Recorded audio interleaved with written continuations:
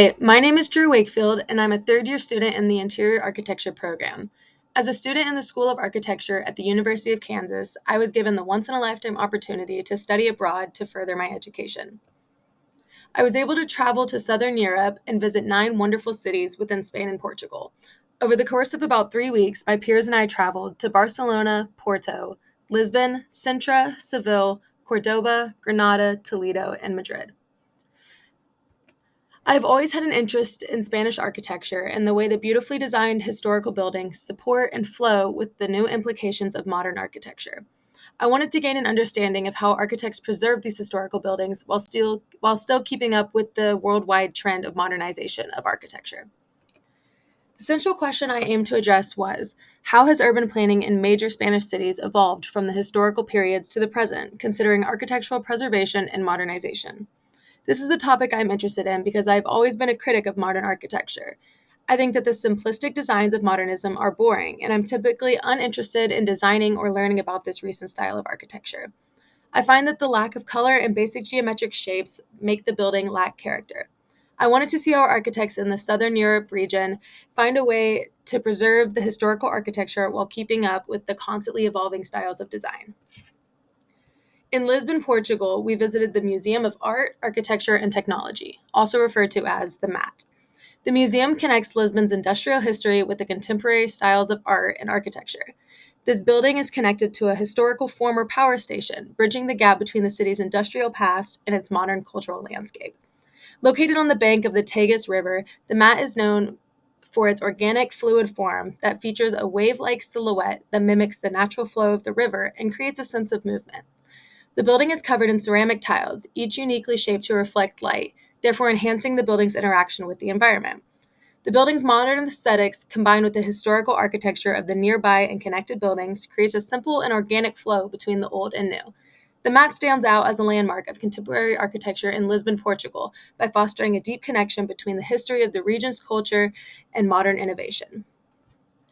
While in Madrid, Spain, we visited the Prado Museum, which is primarily known for its neoclassical architecture, but it has undergone many modern architecture enhancements that have updated its functionality. One update that the museum underwent is the incorporation of large glass surfaces, such as windows and skylights. This renovation creates a welcoming atmosphere for the visitors by increasing natural light and highlighting the artwork within the museum. The space within the Prado Museum that I would consider the most modern would be the cafe space at the entrance.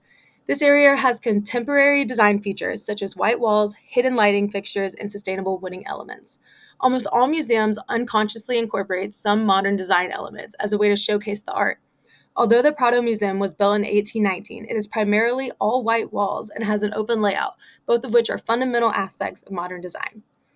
After returning from the trip, I did some research about the modernization efforts to the Prado Museum. I learned that the Sabatini building, a contemporary addition that serves as an expansion to the museum.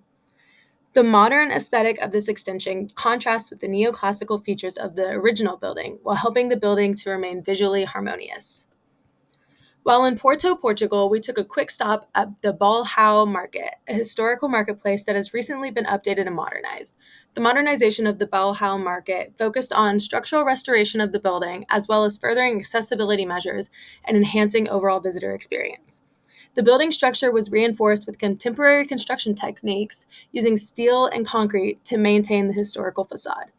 I noticed that elevators and ramps were added as a key modern element to make the market more accessible to all visitors without compromising the building's historical layout. The Metropole Parasol in Seville, Spain, was one of the most captivating infrastructures I saw while abroad. This building is known for its futuristic design and light and airy form that uses a warm, natural wooden texture. I think that these design elements complement the warm earth tones in the stone and brick buildings that surround it. Because of this, the example of contemporary architecture bridges the gap between modernization and neoclassical architecture in a unique way. By placing such a large contemporary structure in the center of a historically designed plaza, the Metropole Parasol does not mimic historical architecture, but rather highlights Seville's blend of the old and new, and ultimately emphasizing Seville's architectural evolution. The knowledge and inspiration that I've gained from this wonderful opportunity are things that I will carry with me throughout the rest of my education and into my future career. I now have a greater appreciation for modern architecture because I better understand the ways that modernization can complement the historical designs around it. My skepticism of modern architecture has changed because I am now aware of the many different design elements that fall under the umbrella of contemporary design that don't make a building lose character, but rather increase the building's character. I'm incredibly grateful for the experiences and memories I made while in Southern Europe, and I cannot wait to see how it helps me grow as an architect. Thank you.